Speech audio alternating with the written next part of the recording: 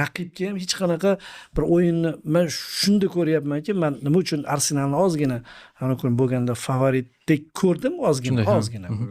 Favorit deya olmayman, u so'z ishlatib bo'lmaydi rostdan bu finalga.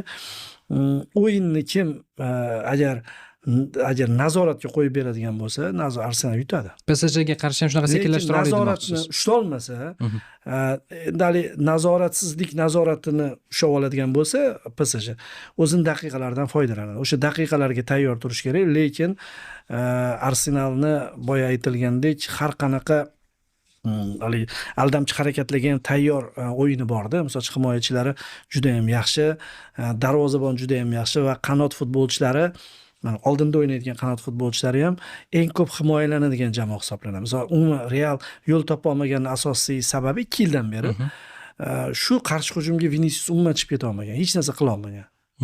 Bo'lmasa Real istalgan top jamoa bilan, yorqin o'ynaydigan jamoa bilan vaziyatlar topadi-da. Shu ahvolida ham topadi. Topdi ham bu Bavariya. Yoki Olisiyani nima qilishdi? Bavariya. Shu tomonlari bor. Arsenalga mana shunaqa narsalar o'tmaydi, juda qiyin.